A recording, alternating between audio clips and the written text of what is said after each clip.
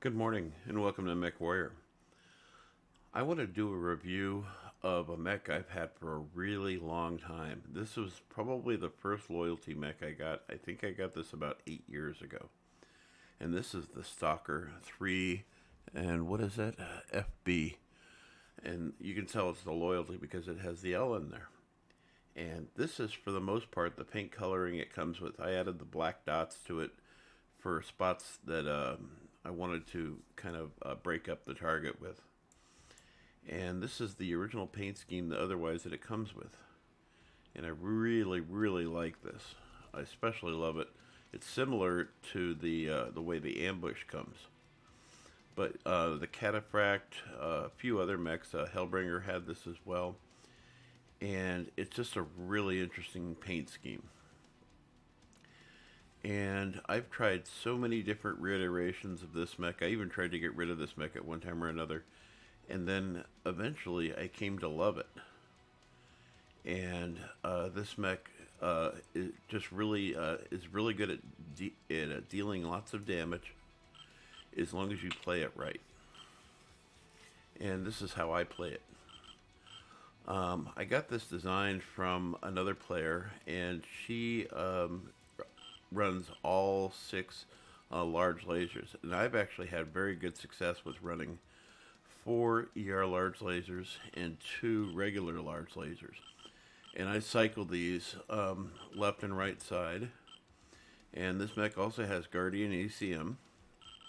And I'm running 7 tons of double heat sinks on this, along with a advanced sensor package, which gives you increased range, zoom, and speeds up targeting data as well. And at 1.5 tons, it's worth the investment. Absolutely.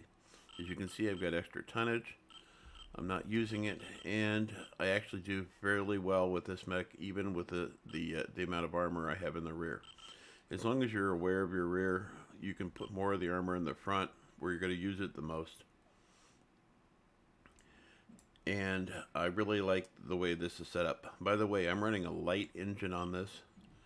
And the reason I have it up this to fill up the gap for the extra weight here is because sometimes I change this up and go with missiles, and I need the extra tonnage to do that. So that's the reason I'm running this. But I'm running a light engine versus running an XL. And I could run an XL on here and get extra tonnage so I could put heavier duty weapons on here. But typically I run this way so that if I lose a torso, it's not a big deal.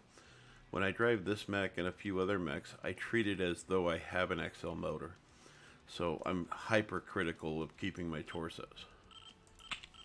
Let me show you some of the quirks of this guy. Heat dissipation, minus 5%. By the way, chassis C-build bonus, plus 50%. That's just wonderful there. The armor for the center torso is practically non-existent, but the left and right torso, plus 18. That is really nice. Target decay duration, plus 1. Sensor range, plus 100. That gives you a massive sensor range for this mech.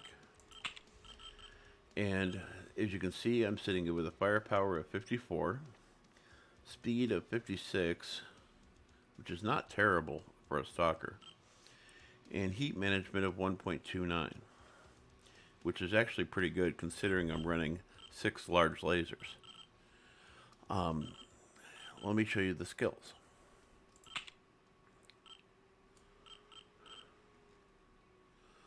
So I'm maxed out on range, and I'm maxed out on heat as well.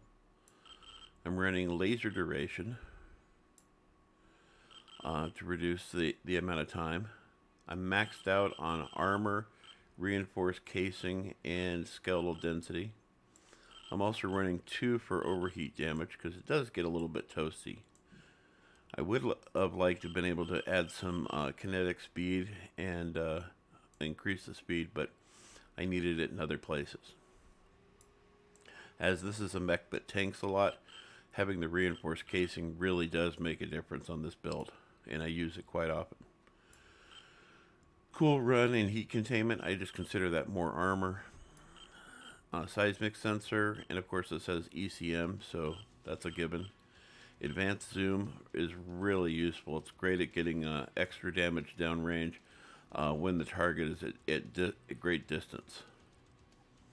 And then of course I've got 2 cool shots in a UAV. Let's talk about distance. So the reason I went with 4 ER large lasers instead of just 6 large lasers is because these have a maximum range where they're going to actually do optimal damage.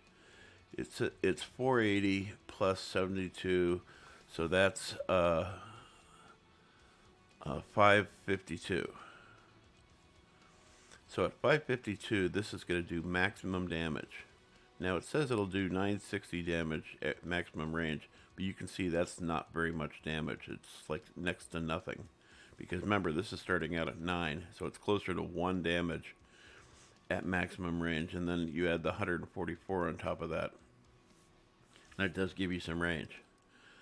But it's not doing very much damage. You can see even at 750, it's probably doing about 5 damage, which is not much. So that's not a lot of help.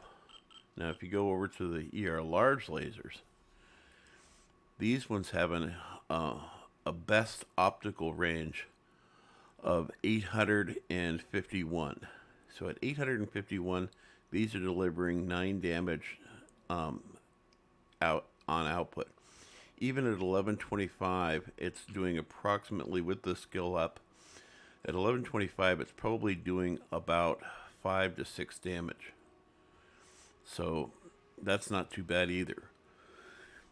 It's not doing a lot, but when you fire all 4 of them at once at a target at distance, it's going to do some damage, and it's going to be accumulative.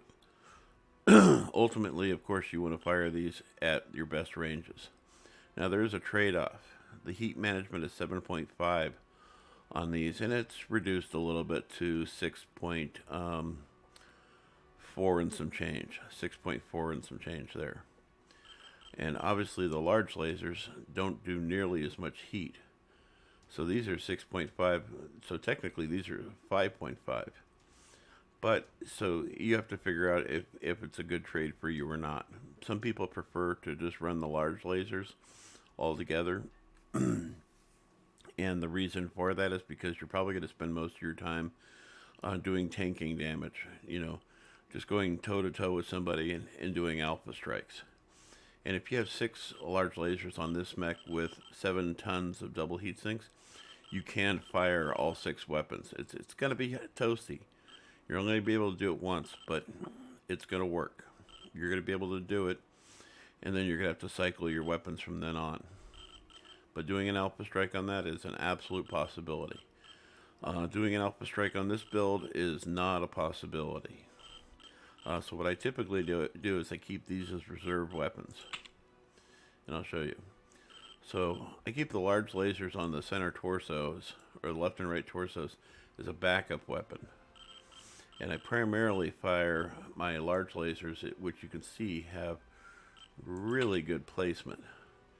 If you can see it, you can shoot it. Because remember, the cockpit is here. It's way out on the nose. You can see the reflection there. So if you can see it, you can shoot it with these, which is really nice.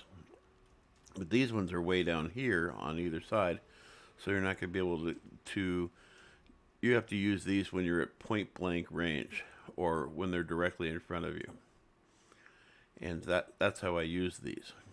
Now you can do different configurations because this mech does have the ability for missile points.